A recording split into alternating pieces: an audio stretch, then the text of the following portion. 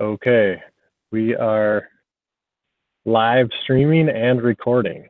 So take it away for agenda and minutes and then whatever else. I'll put the agenda on the screen here.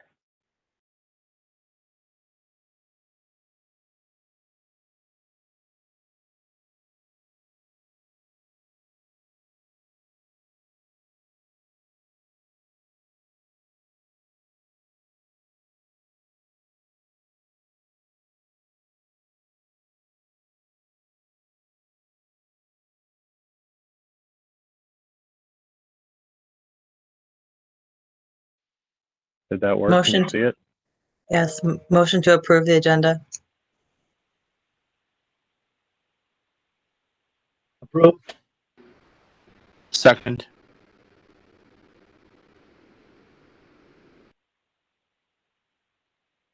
Okay, who was that? That was Amanda. And then who was the second? Philip? Okay.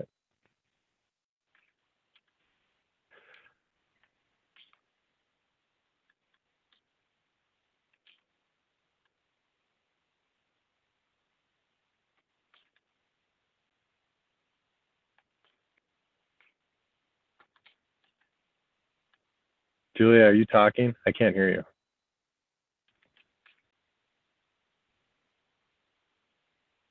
Nope. Can anybody hear Julia? No, not right now. Okay. Well, I can do the minutes while she works on her audio.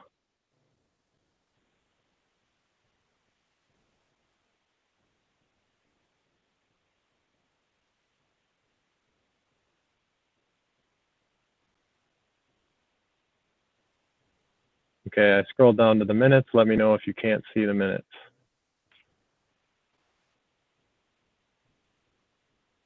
I can motion to approve. Who is that? Andrew. Andrew. Can you hear Sorry. me now? Can you hear me now? Yes. You got it. Sorry, I just apparently have to turn off on and off my headphones again. All right. All right. Passing the football to you. You got it. Me or Andrew? Me? Take it away. Sweet. All right. Awesome. Okay, so we're going through the meeting notes from last time.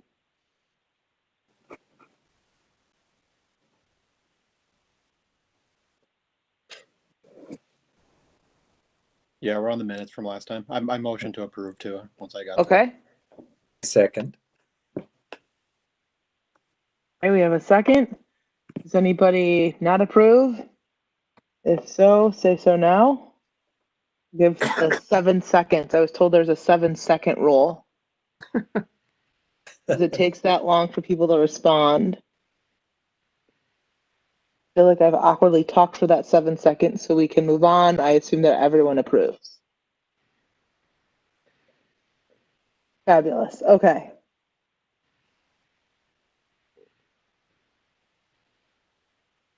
The minutes from last time have been approved. And do we have any community comment, Jeff? No. Okay, fabulous. No. Or not, depending on how you look at it. So next agenda item, reports and recommendations from the 2021 work plan initiative updates. We didn't really have anything major on the agenda, so I just put this in here. If anyone wanted to share anything that they've thought about, worked on, looked up, research, anything. We did have the staff liaison presentation, not presentation really, but the work plan, commission work plan presentation to council last week. So basically what happens in that meeting is MJ goes through all of the commission work plans kind of rapid fire, and council kind of adds any, or she shows what the staff commentary on the commission work plan items was. So like Ours didn't really change, but for example, if like the Energy and Environment Commission had a really ambitious work plan item, and the staff liaison and the city manager wanted to like dial that back or change it a little bit, it would come up in that meeting. So there's kind of like the initial work plan language, then the city manager's comments and suggested edits, and then the final like version, and then the council approves that. So that presentation was last week. Ours didn't change, so ours are the same. Okay. Does anybody have any questions on how that went, or do they want to report out of anything that's happened in the last month? I guess I could just talk briefly about the social connectedness work group. We did meet once. We were supposed to meet last week again, but daylight saving time, I think, kind of did all of us in. We did meet once. Everyone with kids laughs. We did meet once, and we're going to kind of continue to meet on a monthly basis. We're kind of divide and conquer a little bit. So I don't know if Philip or Amanda want to comment at all on that.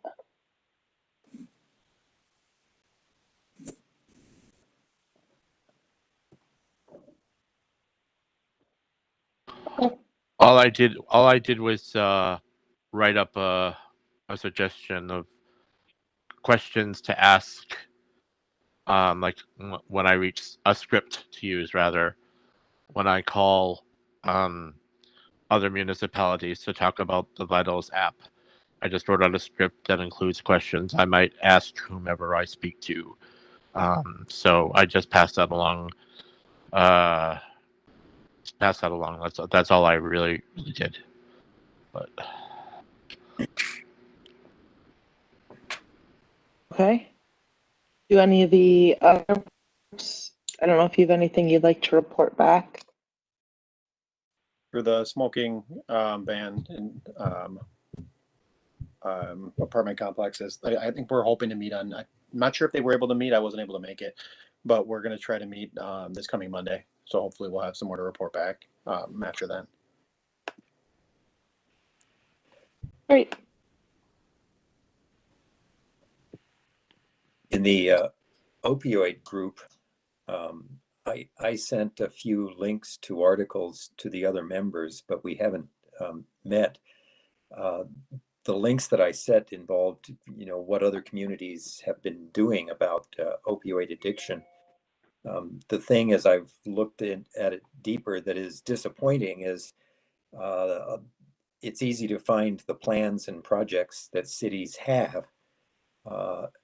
The results are vanishingly slim, however, so it's going to be hard to know what works and what doesn't, because people haven't seemed to gotten that far in other localities. But I know Andrew and Eva and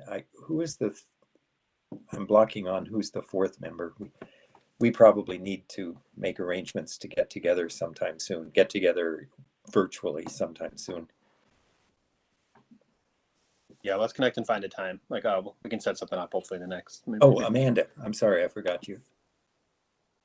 Do any of that group have access to a Zoom account or a WebEx account, or I mean? I've got something we can use. I was gone last meeting, and it looks like I wasn't opted in for anything. So if you just want to throw me on any one of those, that's fine. How about we say, is there one you would prefer on, and we go with that? I'd much rather be careful. I was like, well, I think I was originally on the social connectedness one, so you can just add me into that one.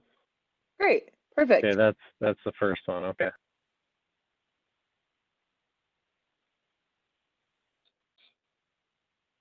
All right. All right, Greg, I didn't get anything from you, so perhaps check my email. Yeah, I used the email that Jeff gave me. Okay. why don't? I'll Reese, send you I'll- something. Or there you Okay. go. Yeah, I'll send you something. Did Andy or Ava, did either of you get that email? Double checking right now. Probably 2 weeks ago. I got the email. Oh, okay. So I'm not imagining things. That's always good to get some confirmation. Right. Well, okay.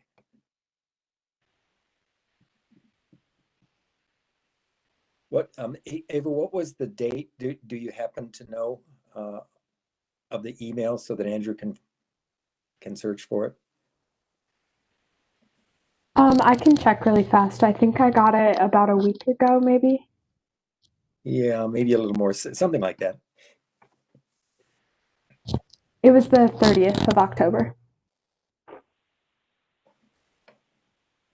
Thanks.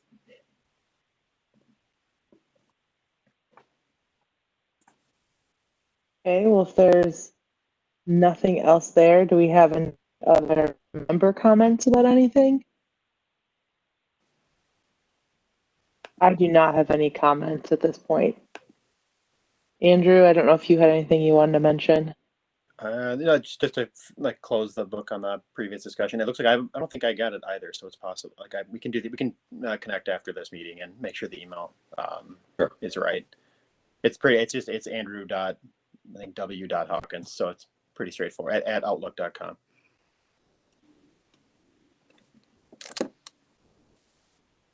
But yeah, we'll make sure that we connect on that after. But yeah, no, I mean, no comments for me. There was, that email I had sent over to you and Jeff, just kind of asking if the city had looked at anything, and it might be something that is more related to the subcommittee, like the sub working group on social connectedness.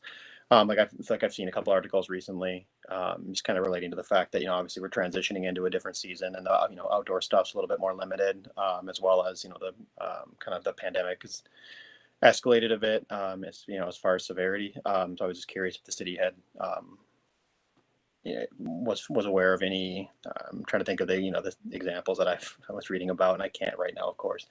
But I know there's a number of countries and then city states, whatever, that are trying to kind of put remote volunteer opportunities out there to people to connect with individuals that might be more isolated during this time, just due to pre-existing conditions or something that puts them at a higher risk. So like obviously they're going to be kind of sequestered away for extended period of time here, and it can get fairly lonely. So I've seen a number of places that are doing, whether it's phone or video call opportunities for people to volunteer and connect with people in that community just for 30 minutes or an hour. But I mean, there's plenty of research that shows like how beneficial that can be for people that might have very limited social contact for an extended period of time. So again, like I kind of say that just to put it out into the ether, I guess. If that's something that anybody had any thoughts or interest in, it seems like there's definitely some validity to it, and it's it's a way for people to kind of feel like they're able to get involved and give back and provide a service that can be very beneficial to people.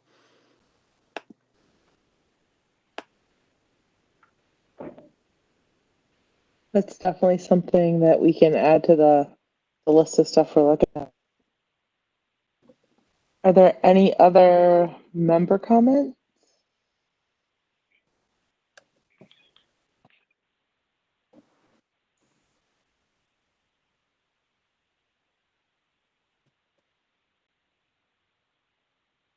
Okay.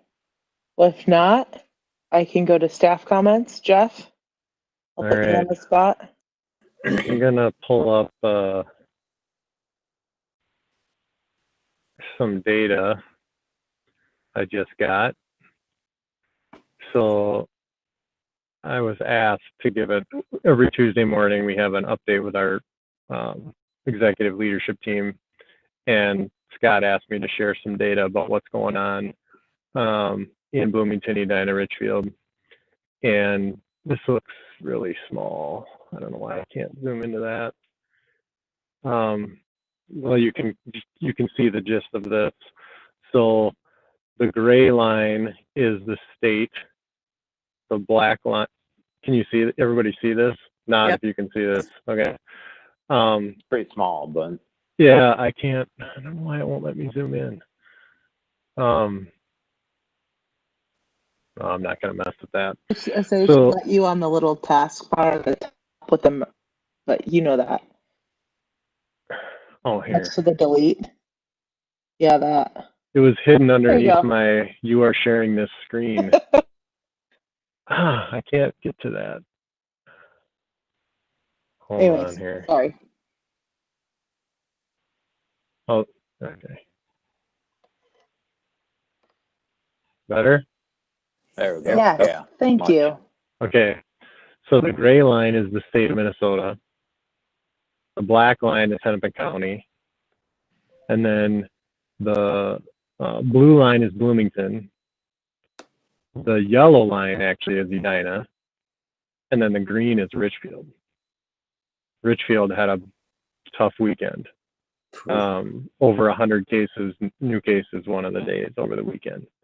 So you can see we're trending basically just right with Hennepin County, not quite as bad as the other two cities or the state as a whole, but that's where our trend is. So we're not exempt from what you're hearing on the news, and you know that's what's going on. So sobering to see that. I guess you know what's happening because you hear it all the time, but that's basically where we are. So I just wanted to share that. We did actually also recently add school district data to our dashboard, so it's more visible. It's specific to the 19 and under age group. Well, it's data that the district shares with us, so it's just the Edina School District, public school district data. So we've posted that, and then we also did order 200 saliva test kits for use in case of we have like an outbreak in or a cluster in an apartment complex or something, and we need to test people, or in our emergency responders and we need to test people or something like that. So we use some of our emergency preparedness grant funding specifically for COVID to buy some kits to have those available. They are sitting in my office. They're shelf stable for 2 years. So I guess it's good to have those just in case we need to use them and people aren't able to get tested. So that's what I've got. Anybody have any questions about what's going on with the city? Hey Jeff, I've got one on that graph. Is there did they drill down with a certain, first of all, do they have any indication what's driving this? And then did they drill down to, is there a age group that's particularly affected by this? Yeah.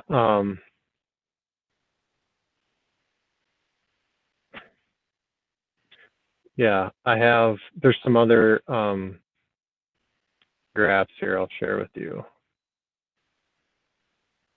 So the, let's see, exposure is kind of what's driving this question. So you can see at the beginning and kind of the week of collection, this kind of started in March, April. So you can see travel was an indicator at the beginning. Congregate living is the orange. That was a big indicator. But as you go, the community spread, the blues, have been increasing. And then the gray has also just been going way up, and that's kind of the unknown.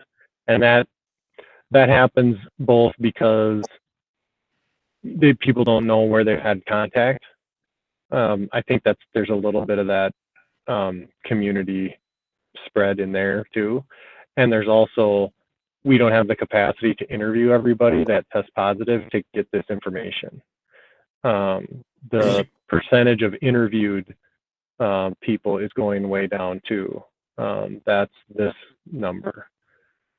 So you can see at the beginning, we were doing a pretty good job of interviewing everybody, and now it's just woof, dropping off. So because we don't have people to interview all those folks. And that's true statewide.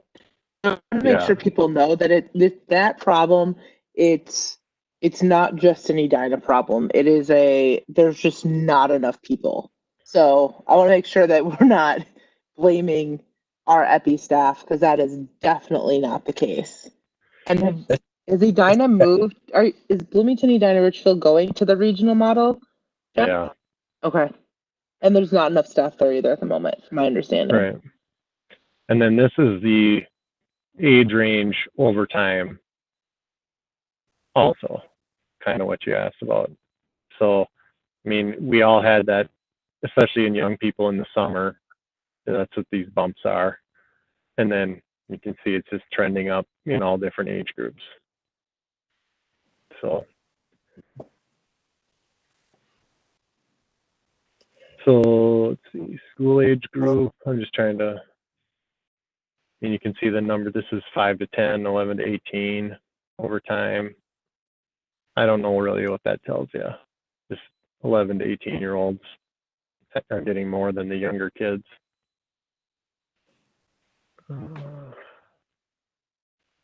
This is a race breakout.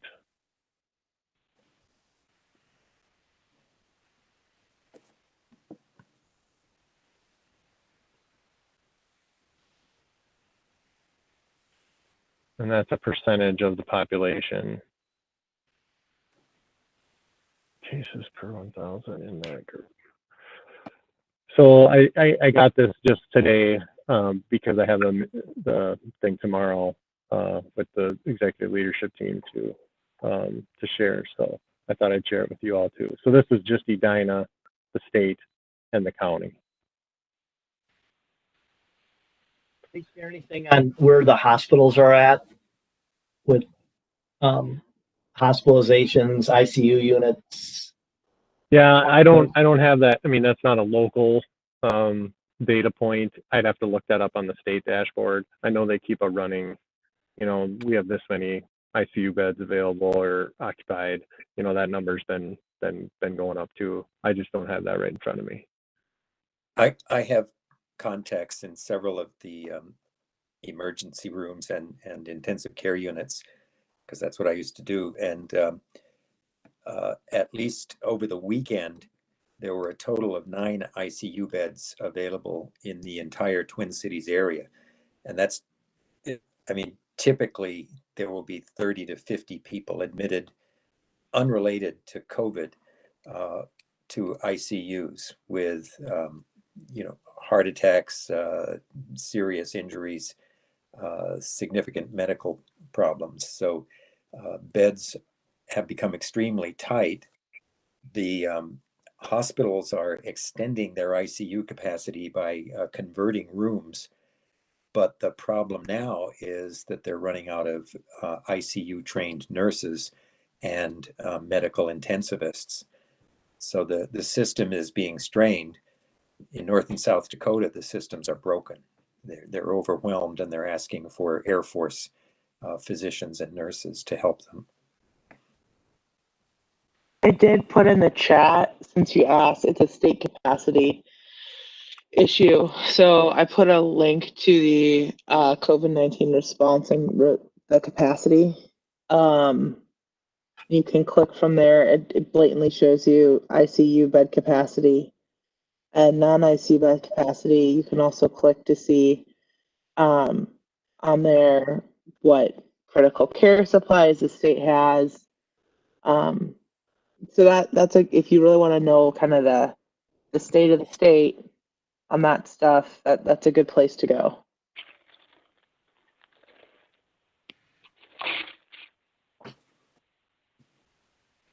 That's all I've got.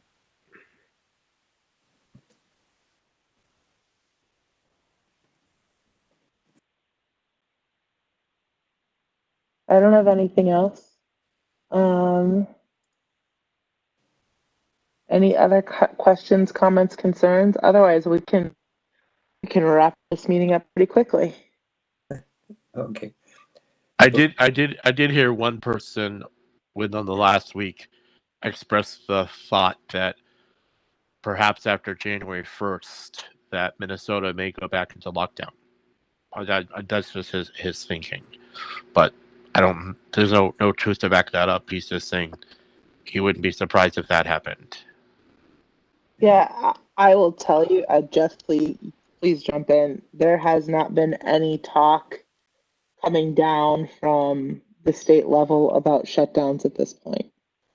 I mean, I can't tell you if they're talking about it. I just can tell you they're not telling any local public health about it. No, that was just the thought of somebody not related to government or anything, that because there's been this rise of cases in Minnesota, that was just his opinion.